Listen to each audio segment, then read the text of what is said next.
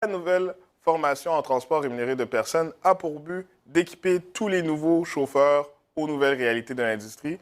Le client étant au cœur de ce changement, vous allez découvrir et apprivoiser des outils qui vous permettront de desservir la clientèle telle qu'il se doit. Pour ce faire, nous avons procédé à quelques changements. Le premier changement que nous avons effectué est la durée de la formation.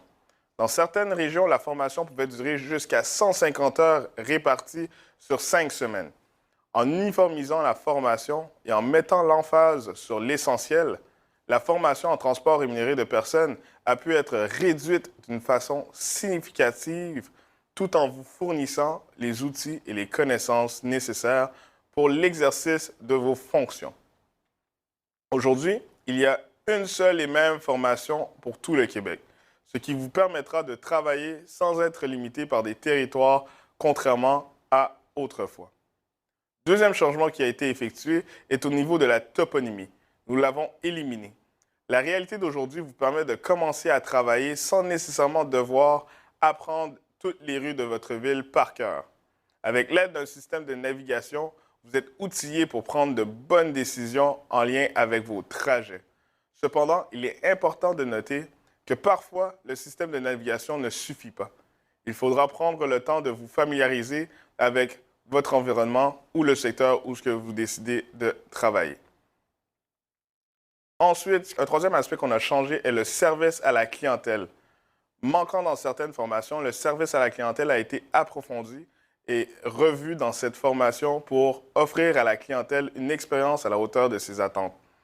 Pour une carrière fructueuse, vous devez de maîtriser certaines notions qui vous permettront de personnaliser votre service aux besoins de la clientèle. De plus, l'aspect transactionnel sera mis de l'arrière pour mettre l'emphase sur l'aspect un peu plus relationnel envers la clientèle.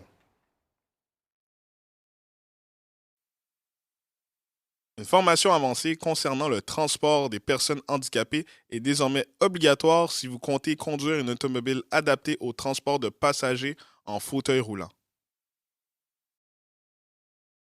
Nous allons brièvement introduire certains aspects de cette clientèle sans toutefois aller en profondeur. Au cours de votre carrière, vous allez rencontrer des clients qui nécessitent une attention particulière. Vous devez donc être minimalement équipé pour répondre à leurs besoins. En suivant la formation avancée, vous pourrez travailler dans tout le Québec et offrir ce service à la clientèle dans votre secteur et dans n'importe quel autre secteur.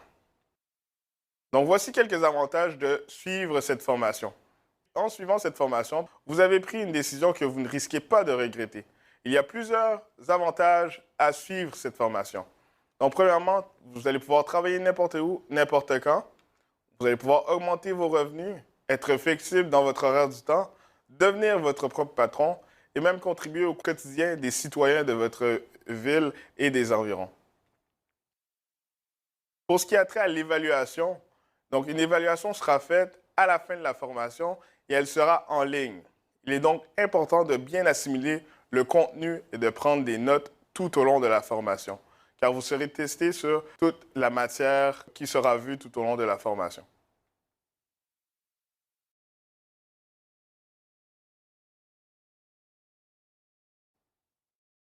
L'industrie du transport rémunéré au Québec. Donc, nous allons voir une brève histoire de l'industrie du taxi au Québec. L'histoire du taxi au Québec est étroitement liée à l'évolution de l'industrie dans la région de Montréal.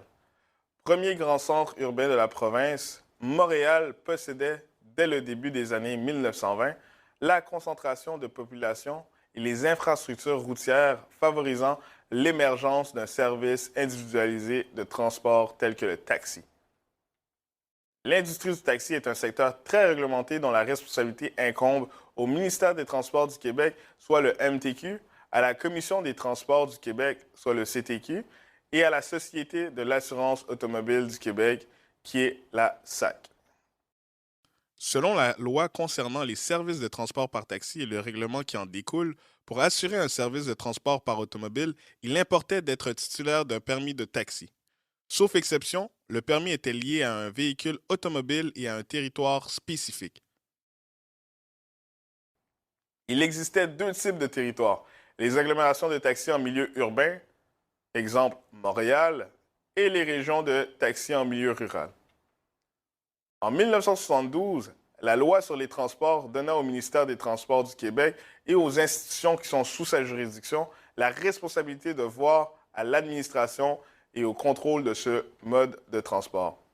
Ainsi, après une cinquantaine d'années d'administration presque exclusivement locale, le taxi passa sous la juridiction du gouvernement du Québec, soit le provincial.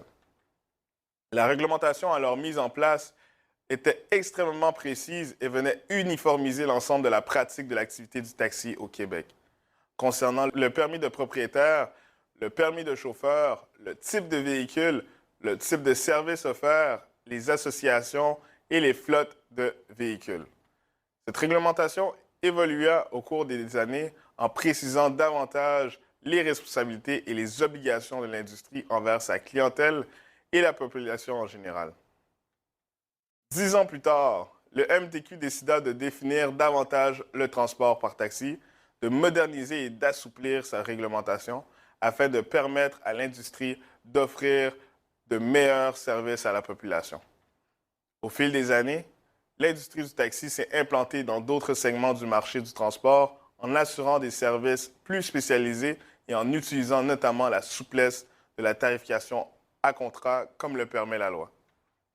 Le taxi est utilisé à diverses fins, particulièrement comme complément formel aux services de transport collectif.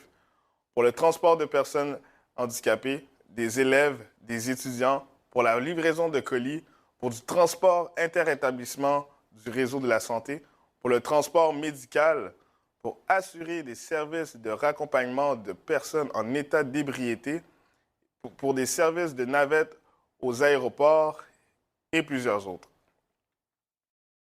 En 1970, il y a trop de permis à Montréal, selon le ministre de l'époque.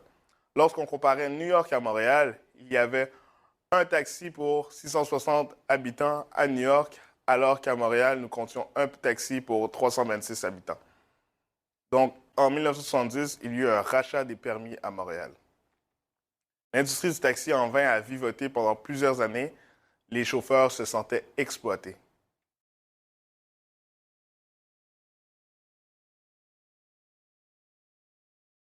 Québec intervint et proposa un plan de rachat des permis, l'objectif étant de diminuer le nombre de permis afin d'augmenter les revenus des chauffeurs et des propriétaires. En vigueur de 1985 à 1990, le plan de rachat fut financé par les propriétaires de taxis. Cette opération permit d'équilibrer l'offre et la demande, mais entraîna également une explosion de la valeur des permis.